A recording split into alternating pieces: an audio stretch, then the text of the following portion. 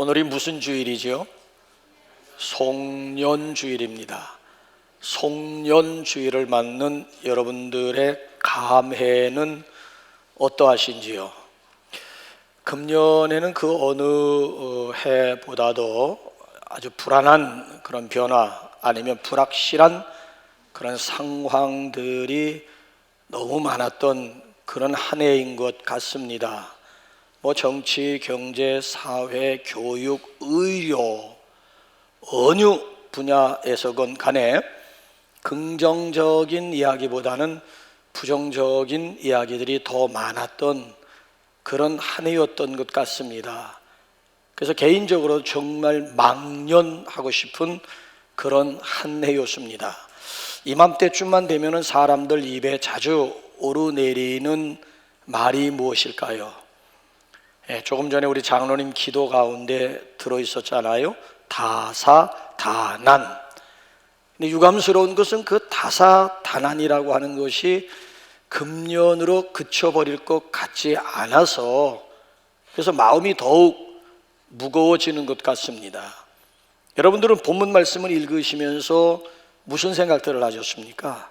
생각 없이 읽으셨지요? 근데 생각 가지고 이 본문 말씀을 읽게 되면 마치 오늘 우리의 현실을 대변하고 있는 것 같은 그런 착각을 우리에게 주고 있는 본문 아니겠습니까? 무슨 내용입니까? 하나님께서 우주 만물, 특별히 천지를 창조하시기 전의 상태, 상황이 어떠한가를 우리에게 보여주고 있지 않습니까? 자, 하나님이 창조하시기 전 상태가 어떠했다고요? 우리 한번 2절 한번 다시 한번 확인 한번 해볼까요? 시작. 땅이 혼돈하고 공허하며 흑암이 깊음 위에 있고 하나님의 영은 수면 위에 운행하시니라. 하나님이 창조하시기 전 상태가 어떠했다고요? 첫째가 혼돈 상태입니다. 이 혼돈이라고 하는 것은 형태 아니면 형체를 갖추기 전에 상태를 일컫지 않습니까? 폼리스야. 폼 형식이라든지 형태 폼리스로 영어는 번역을 하고 있지 않습니까? 땅이 그 꼴을 갖추기 전 상태를 여기 지금 혼돈이라고 요걸 한마디로 표현하게 되면 카오스라고 얘기를 하는 거예요. 혼돈, 혼란, 무질서 그 자체라고 하는 이야기예요. 마치 오늘 우리의 사회의 모습을 그려놓은 것 같은 그런 생각을 하게 하잖아요. 저는 정치에 대해서 완전 문외한입니다. 또 정치에 대해서 일에 관심도 없는 사람입니다. 그러기에 용서하고 들으시기 바랍니다. 태극기니 촛불이니, 아니 태극기는 뭐며 촛불은 뭡니까? 태극기만 있으면 될 것 같습니까? 아니면 촛불만 가지고 될 수 있다고 생각하십니까? 어째서 이렇게 극과 극으로 치닫고 있는지 정말 아주 문외한으로서도 답답하기 이를 데 없습니다. 서로 조화를 이루어야 되는 것 아니겠어요? 절대 권력은 절대 타락한다라고 하는 것은 명언입니다. 역사적인 진리입니다. 절대 권력 절대 타락하게 되어져 있는 거예요.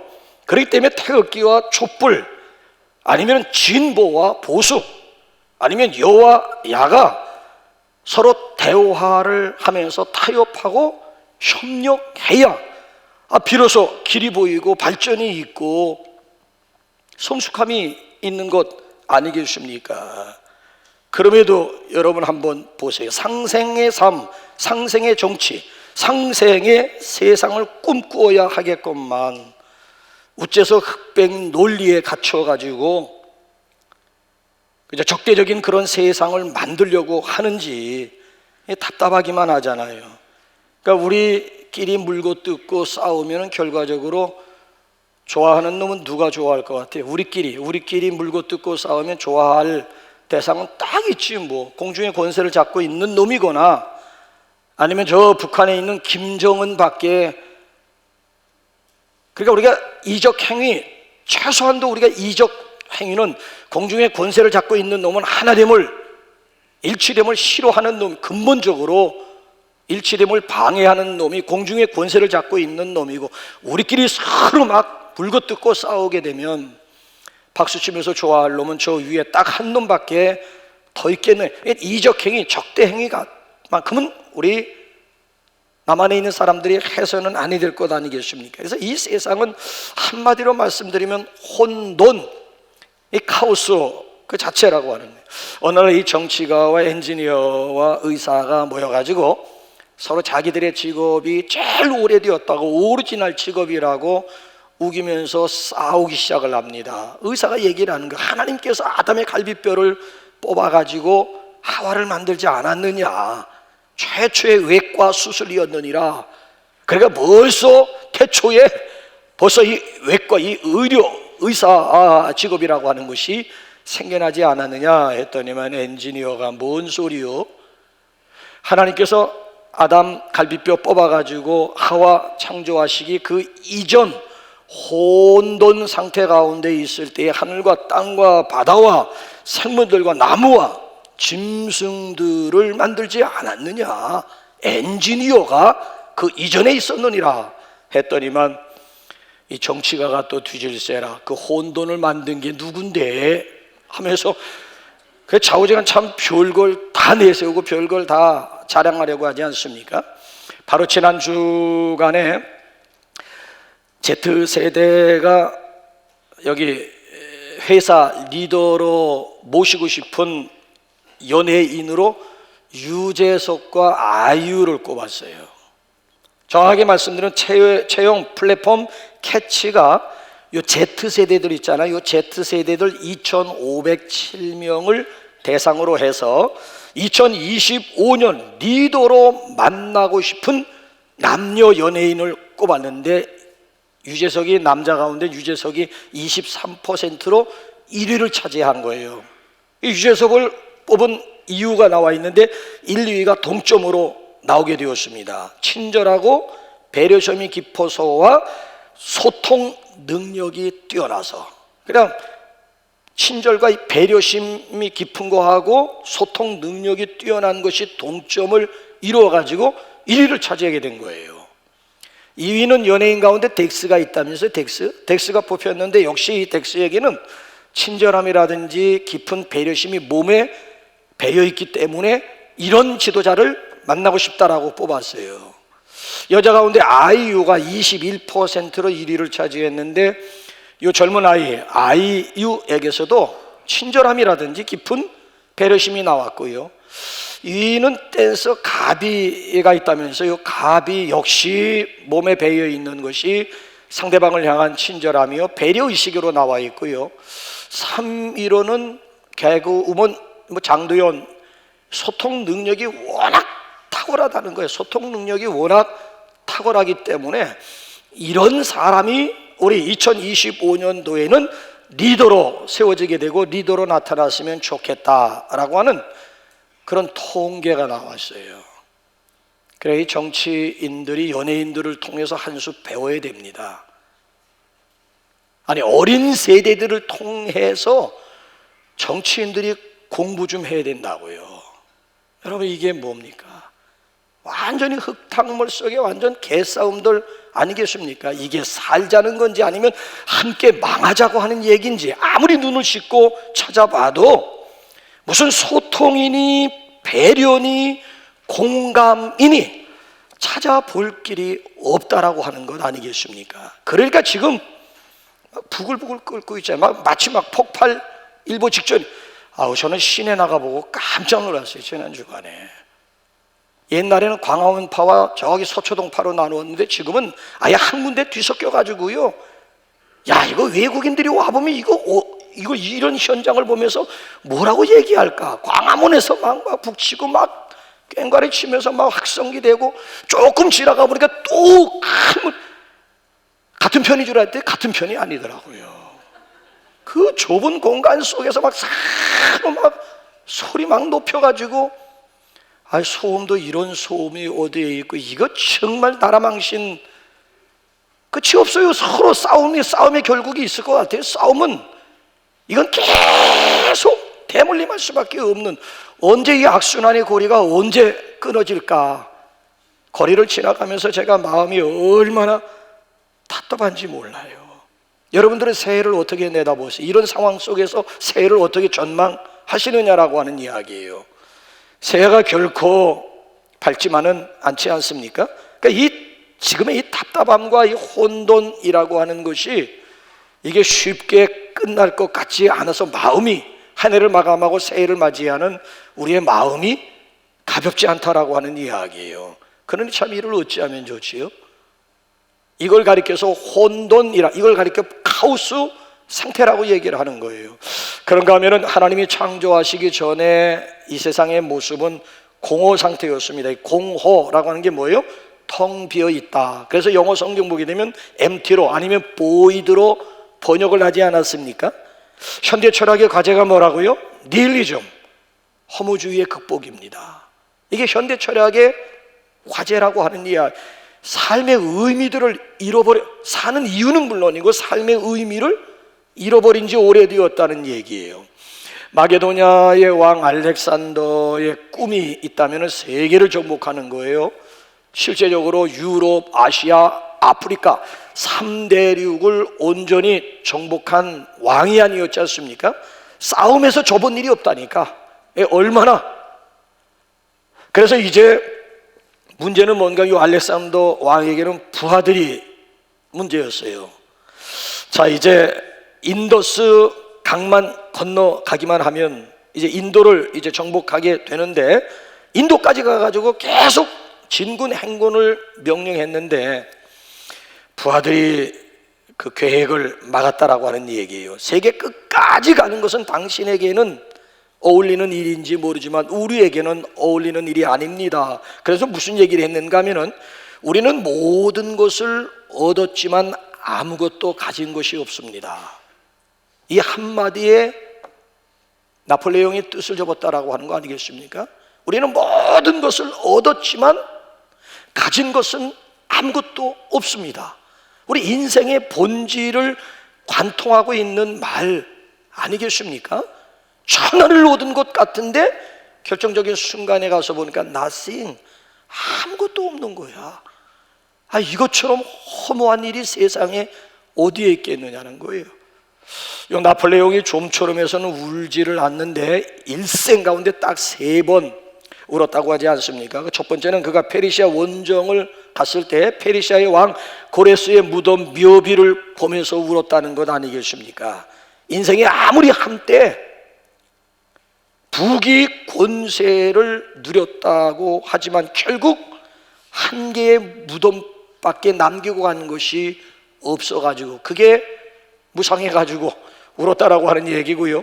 또 한 번은 요 인더스 강만 건너가기만 하면 이제 인도를 이제 정복할 수가 있는데, 지친 부하들이 따라주지 않으므로 다시 그 자리에서 발걸음을 돌려야만 했을 때 목 놓아 2번째 울었다라고 하는 얘기고요. 3번째는 부하들과 모래 위에서 씨름을 했는데 넘어졌어요. 넘어진 그 자국을 내려다 보면서 또 한 번 울었다는 거예요. 그래, 이 부하가 쓰러뜨린 부하가 막 당황해가지고 막 무안해가지고, 아니 폐하 왜 우십니까? 라고 했더니만 부하한테 져서 억울해서 울은 것이 아니고 자기가 모래 위에 쓰러졌던 그 자국을 내려다보면서 내가 지금은 세계 정복을 통해 가지고 권세를 지금 누리고 있지만은 조만간에 내가 죽게 되면 내가 들어갈 땅은 한 평이면 족하다라고 하는 것을 생각하면서 이거야말로 무상하지 않느냐 하면서 목 놓아 울었다라고 하는 거예요. 아니 여러분, 천하를 손에 쥐었으면 뭘 합니까? 마지막 죽을 땐 자기가 모래 위에 쓰러진 그 자국을 내려다 보니까 딱 재보니까 한 평이면 족하더라고 하는 얘기지요. 이것처럼 세상에 허무한 일이 어디에 있겠느냐는 거예요. 그래서 이 나폴레옹이 죽을 때 뭘 유언했는 줄 아십니까? 뭐 거창한 거 유언한 줄 아십니까? 아니에요. 내가 죽거들랑 관을 만드는데 관 양쪽에 구멍을 내가지고 내 손은 관 밖에다가 좀 빼다오. 그래서 이제 장례를 치는데 수레에다가 관을 싣고 이제 장지를 향해 가는데 수레가 덜컹거릴 때마다 나와 있는 팔이 그냥 덜렁덜렁 거리는 거예요. 자, 뭘 지금 세계를 향해서 뭘 지금 보여주고자 하는 것입니까? 공수래 공수고. 인생이라고 하는 것은 이렇게 빈손 들고 왔다가 결국 마지막에는 빈손 들고 갈 수밖에 없는 것이 우리네 인생이라고 하는 이야기예요. 아무리 천하를 호령했던 나폴레옹이라 할지라도 결국은 빈손으로 갈 수밖에 없는 것이 우리네 인생의 모습이라고 하는 거예요. 너무너무 허무하지 않습니까? 여러분들은 성경을 읽으면서 아니 세계 역사 가운데 부귀 영화 명예 권세를 한 몸에 누렸던 장본인을 꼽으라고 한다면 누구를 꼽으시겠습니까?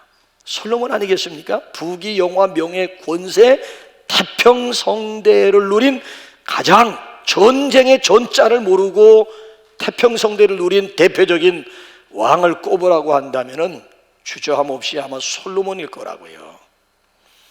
여러분, 솔로몬이 마지막에 한 고백이 뭔 줄 아세요? 마치 바람을 잡으려는 것 같았다. 여러분, 바람을 손에 잡을 수가 잡힐 것 같으면서도 잡혀지지 않는, 마치 내 인생이라고 하는 것은 바람을 잡으려는 것과 같았다. 자, 제가 설명하는 것보다 한번 솔로몬의 노년의 고백을 한번 직접 한번 우리 눈으로 확인하면서 한번 읽어볼까요? 전도서 1장 14절 한번 읽어볼까요? 시작. 내가 해 아래에서 행하는 모든 일을 보았노라. 보라, 모두 다 헛되어 바람을 잡으려는 것이로다. 1장 17절 한번 넘어가 볼까요? 1장 17절 시작. 내가 다시 지혜를 알고자 하며 미친 것들과 미련한 것들을 알고자 하여 마음을 썼으나 이것도 바람을 잡으려는 것인 줄을 깨달았도다. 2장 17절 시작. 이러므로 내가 사는 것을 미워하였노니 이는 해 아래서 하는 일이 내게 괴로움이요 모두 다 헛되어 바람을 잡으려는 것이기 때문에, 모두가 헛되어 마치 바람을 잡으려는 것과 같다는 거예요. 그래서 그의 인생의 결론이 뭐예요? 자, 특별히 하나님을 알지 못하는 사람들의 결론이 뭐예요? 1장 한번 2절, 12장 8절에 나오네. 12장까지 갈 것도 없이 한번 1장 똑같은 내용이 12장 끝장에 나오니까 시작만 한번 읽어볼까요? 시작. 전도자가 이르되 헛되고 헛되며 헛되고 헛되니 모든 것이 헛되도다. 이것이 바로 하나님을 모르는 사람들의 결론이요 현주소라고 하는 이야기예요. 그래서 프랑스의 소설가 베르베르라고 하는 사람이 웃음이라고 하는 책 가운데서 아주 흥미있는 사실을 우리에게 소개하고 있는데요, 제가 한번 따와 봤어요. 2살 때는 똥오줌 가리는 게 자랑거리고요, 3살 때는 이가 나는 게 자랑거리고요, 나 몇 개 났다 막 자랑. 12살 때는 친구들이 있다는 것이 자랑거리고요, 18살 때는 자동차 운전할 수 있다는 게 자랑거리고요, 20살이 되면 나도 이제 사랑을 할 수 있다는 게 자랑거리고요, 35살 때는 돈이 많은 게 자랑거리인데요, 그 다음부터 보게 되면 거꾸로 내려가는 거예요.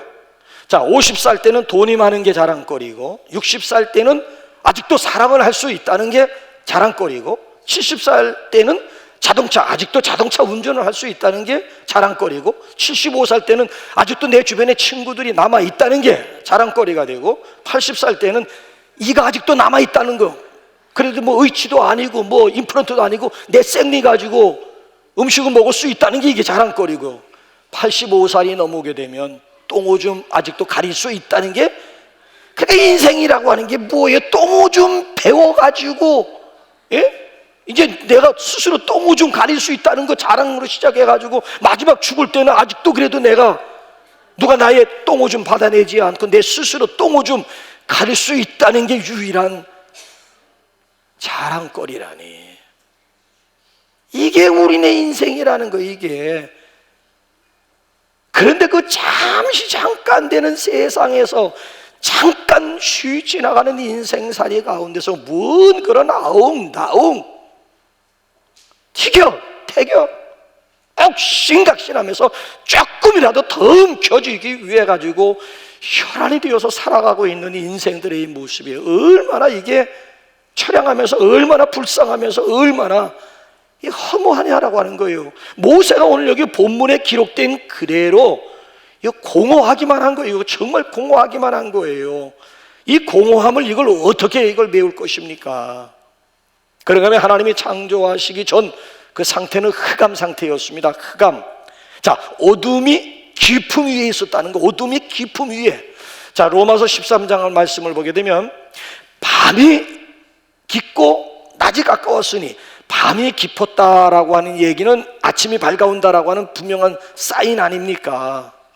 아니, 그런데 세상은 시간과 함께 점점 밝아져야 하겠건만 어찌된 일인지 점점 더 이 세상이 어두워져 가고 있으니 앞이 보이질 않아요. 흑암이 점점 더 깊어지고 있어요. 여러분, 성경에서 흑암, 암흑, 캄캄함이라고 하는 것은 무엇을 상징할 때 쓰던가요? 성경에서 흑암이라고 하는 얘기, 캄캄함이라고 하는, 어둠이라고 하는 것은 무엇을 상징하는 말씀이던가요? 무지함, 불신, 죄악, 불행, 죽음, 이놈을 쫙 바꿔 얻은데 내 거기서 슬피 울며 이를 갈, 뭐예요? 지옥이잖아요. 지옥을 상징할 때에 캄캄함 또는 어두움, 암흑으로 표현하고 있지 않습니까? 왜 세상이 캄캄하고 사람들의 마음이 점점 어두워져 갈까요? 간단하지요. 흑암의 세력이, 공중의 권세를 잡고 있는 흑암의 세력이 사람들을 특별히 혼미하게 만들고 어둡게 만들었기 때문 아니겠습니까? 오늘의 이 세상이 죄악으로 인해서 얼마나 캄캄하고 사람들의 마음은 윤리도덕으로 인해서 얼마나 어두워져 가고 있습니까? 옛날에는 목회자들 찾아오는 성도들 가운데는요, 죄책감으로 괴로워하는 분들이 간혹 찾아와서 상담을 요청하는 경우가 있어요. 들어보면 죄의식, 죄책감에 너무 괴로운 거예요. 그러니까 누구 붙잡고 그것도 함부로 얘기할 수도 없으니까 목회자는 믿을만하니까 목회자에 와가지고 자기의 그 죄책감, 은혜에 인해서 괴로운 그 마음을 표현하는 성도들이 가끔은 있었거든요. 요즘에 그런 성도, 그런 사람들이 있을까요? 글쎄 봅시다. 천주교 신부에게 고해성사하는 가운데 죄의식으로 인해서 괴로운 나머지 신부에게 고해성사하는 사람, 그런 신자들이 과연 얼마나 있을까요? 이제는요, 죄의식, 죄책감으로 괴로워하는 사람, 이젠 죄를 지어도 죄책감 없이, 죄의식 없이 죄를 짓고 있는 그런 상황. 그만큼 우리의 마음이 어두워졌다는 얘기고, 그만큼 우리의 영적인 감각이라고 하는 것이 무딜 대로 무디어졌다.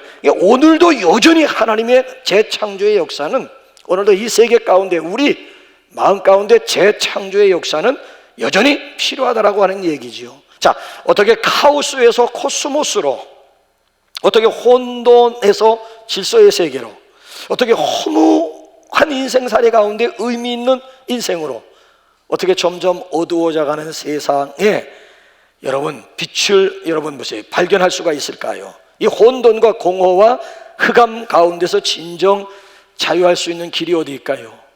하나밖에 없습니다. 3절이 유일한 대안이요 해답입니다. 우리 한번 3절 한번 볼까요? 자, 시작. 하나님이 이르시되 빛이 있으라 하시니, 빛이 있었고, 빛이 하나님이 보시기에 좋았더라. 오직 해결의 길이 있다면 빛입니다.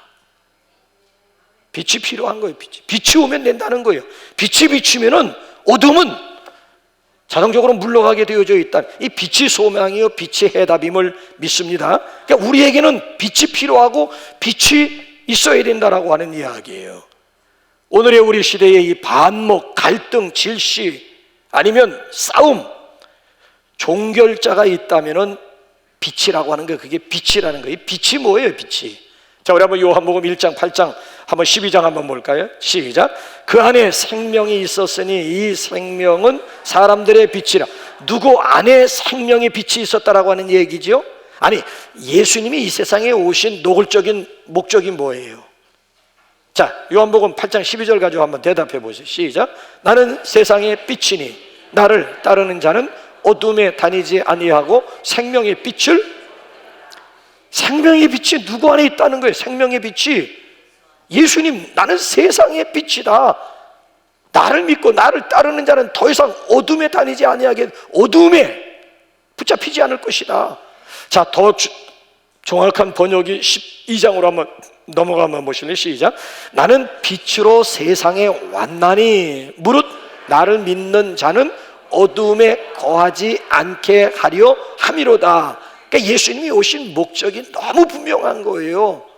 어두움에, 우리로 하여금 더 이상 어두움에 거하지 않게 하시도록 하기 위해서 예수님은 이 세상에 참 빛, 거짓된 빛이 아니라 참 빛으로 이 세상에 오셨음을 우리에게 지금 소개하면서 선포하고 있는 그런 내용이지 않습니까? 그러니까 어둠을 물리치려고 여러분 애쓰지 말고 그냥 빛을 받아들이기만 하면 된다는, 빛을 웰컴하기만 하면 그러면 빛의 자녀가 될 수가 있고 빛을 오히려 반사하면서 살아갈 수 있는 영향력의 사람이 될 수.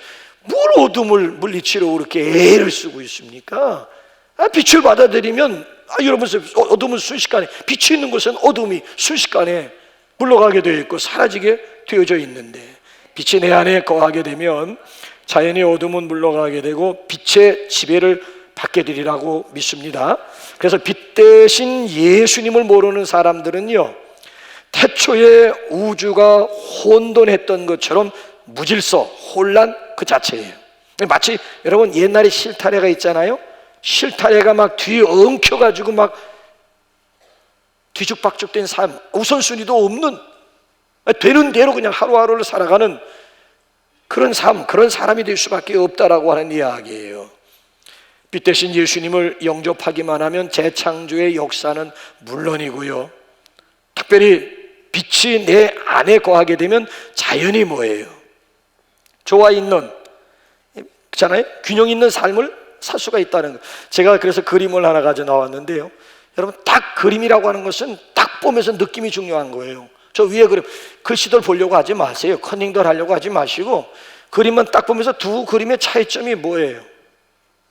그림 감상 어떻게 해요? 감상 능력 좀 한번 좀.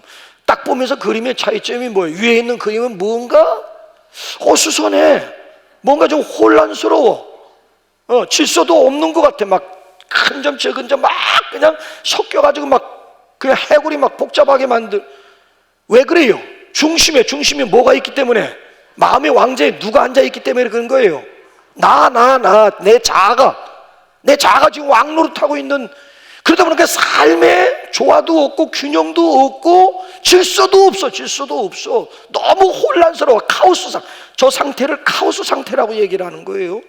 근데 밑에 있는 그림은 어때요? 딱 보더라도 그림의 문외 아닌 저도 딱 보면 와, 뭔가 좀 조화로워요.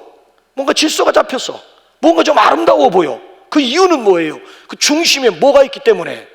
빛 대신 예수님을 그냥 그대로 웰컴, 빛 대신 예수님을 그대로 환영하면서 맞아들였더니만 자동적으로 나의 삶이 불균형이요 카오스 상태에서 코스모스, 질서 있는 상태로 조화를 이루는 정말 아름다운 그런 상태. 저게 바로 빛 대신 예수님을 내 중심에 맞아들인 사람과 그렇지 못한 사람의 결정적인 차이점이라고 하는 거예요. 카오스 상태가 한순간에 예수님, 빛 대신 예수님으로 말미암아 코스모스의 상태로, 코스모스의 삶을 가능하게 만들더라고 하는 거예요. 빛 대신 예수님을 모르는 사람은 태초에 우주가 공허했던 것처럼 공허한 삶을 살게 됩니다. 무언가 채워지지 않는 비어있는 상태, 무언가 이게 채워지지 않는 이 목마름, 무언가 삶의 의미를 잃어버린 거예요. 왜 살지? 사는 목적도 이유도 의미도 완전히 이 방향 없는 그런 인생을 살아가는 것, 이게 공허한 상태라고요. 불교와 우리 기독교의 두드러진 차이점을 꼽으라고 한다면, 여러분 불교는 비우는 삶이라고 한다면 기독교는 채우는 삶이, 이게 불교와 기독교의 두드러진 차이. 불교에서 강조되는 교리는 000, 비워라. 000이야. 기독교는 절대 비우는 종교가 아니에요. 오히려 채우는 종교야. 충만. 물론 우리 마음을 비우고 우리 삶을 비우는 것도 중요하지만 그 비운 자리에 무엇을 채우느냐가 사실은 더 중요해요. 왜? 빈 상태, 빈 집은 이건 공허하고 너무 허전하고 빈집은 너무너무 위험해요. 제 얘기가 아니라 한번 마태복음 12장 이 빈 상태가 얼마나 아찔한지 얼마나 위험한지 한번 마태복음 12장 한번 43절에서 45절 읽어볼까요? 시작. 더러운 귀신이 사람에게서 나갔을 때에 물 없는 곳으로 다니며 쉬기를 구하되 얻지 못하고 이에 가로되 내가 나온 내 집으로 돌아가리라 하고 와보니 그 집이 비고 소재되고 수리되었거늘 이에 가서 저보다 더 악한 귀신 7을 데리고 들어가 고하니 그 사람이 나중 형편이 전보다 더욱 심하게 되느니라. 이 악한 세대가 또한 이렇게 되리라. 빈집의 위험이 여기에 있다고요. 우리는 그저 비워야 된다, 내려놓아야 된다, 비워야 된다, 비워야 된다. 비우는 대신 그 다음에 뭔가 좀 채우는 거, 채우지 않으면 이전보다 더 악한 상태로, 아니 한 마리만 들어간 것도 지금, 근데 이놈이 나가가지고 더 악한 놈 7마리를 데리고 그 마음에 들어가 그 집에 들어간다고 하면 그 결과라고 하는 것은 생각만 해도 끔찍하지 않습니까? 그러니까 비우는 것도 중요하지만 더 중요한 것은 그 빈 곳에 무엇을 채우느냐. 말씀의 빛으로, 생명의 빛으로, 아니면 성령의 빛으로 가득 채워져야 하리라고 믿습니다. 빛 대신 예수님을 모르는 사람은 태초에 우주가 흑암 속에 있었던 것처럼 캄캄함이 그 사람을 지배하게 됩니다. 그래서 갈 길 몰라 방황할 수밖에 없는 거예요. 여기 젊은 세대들은 민방공 훈련이라고 하는 걸 아는지 모르겠어요. 민방공 훈련 젊은 사람들은 아마 안 했을걸요. 민방공 훈련을 어느 순간에 그 민방공 훈련할 때 밤에 불을 끄고 있는 그런 훈련이 있었어요. 한번 해보셨어요? 밤에 다 캄캄한 막 칠흑 같은 캄캄한 순간에는 할 게 없어요. 할 수도 없어요. 민방공 훈련하면서 그 깨달은 거예요. 어둠이 모든 것을 스탑, 어둠이 모든 것을 정지시키는 거예요. 우리 마음이 어두워지게 되면, 우리 마음의 눈이 가려지게 되면, 어둠으로 인해서 우리의 눈이 가려지게 되면 마땅히 분별해야 되는 것을 분별을 못합니다. 무엇이 중요하고 무엇이 덜 중요한 것인가를 전혀 마음이 어두워지게 되면 구분을 못하는 거예요. 내가 가야 할 곳과 가서는 아니 될 곳을 혼동하기 시작. 그래서 결국 뭐예요? 거짓에 속아 살게 되고 껍데기 인생을 살다가 결국 인생을 종치게 되고 만다라고 하는 얘기. 그래서 성경은요, 우리의 이전 정체와 오늘의 우리의 정체를 분명히 구분하라고 하는 거예요. 자, 우리 한번 에베소서 5장 8절 보면 우리의 이전 정체와 현재 우리의 정체가 뭔지 한번 딱 구분이, 비포와 애프터로 구분이 되잖아요. 시작. 너희가 전에는 어둠이더니 이제는 주 안에서 빛이라, 빛의 자녀들처럼 행하라. 전에 우리의 정체는 어둠의 세력을 따르는 어둠의 자식들이었다는 얘기죠. 근데 빛을 영접함으로 말미암아 이제는 우리가 빛의 자녀가 되었다는, 빛의 자녀가 되 빛의 자녀들처럼 행하라. 빛의 자녀들처럼 행하는 게 뭐냐? 이제 11절부터 13절로 넘어가 보면 나오잖아요. 시작. 너희는 열매 없는 어둠의 일에 참여하지 말고 도리어 책망하라.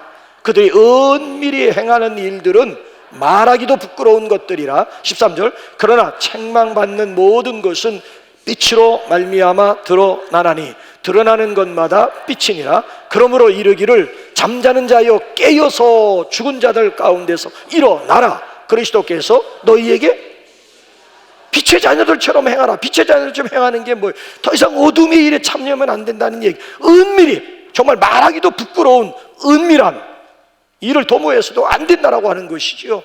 더군다나 지금 영적으로 잠자고 있는 상태 가운데서 깨어 어라이즈, 아니면 라이즈업 일어나라라고 하는 얘기예요.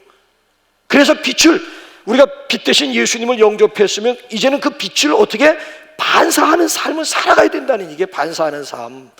여러분, 태양은 발광체이지만 다른 반사체예요.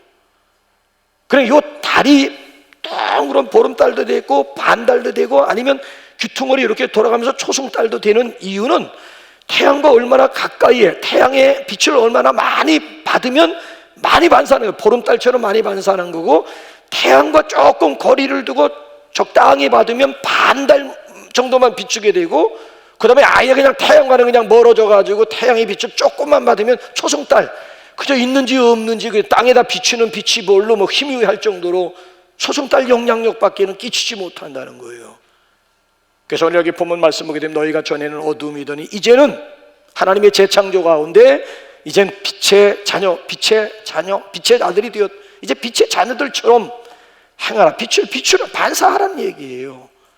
여러분, 시국이 어수선할수록 우리 예수 믿는 사람들은 정말 조심해야 되는 거예요. 같이 거기다 대고 믿지 않는 사람들은 뭐냐, 보태가지고 막 그냥 흥분해가지고 냉정을 되찾아야 할 때고, 그럴 때일수록 이 답답한 앞이 보이지 않는 것 같은 미지의 그런 그렇잖아요. 이 시간 미지의 세계를 향해서 그리스도인들은 답답할 때마다 그 답답한 마음을 가지고 하나님 앞에 나와서 역사의 주인 되신 하나님 앞에 이 민족을 구해야 되고요.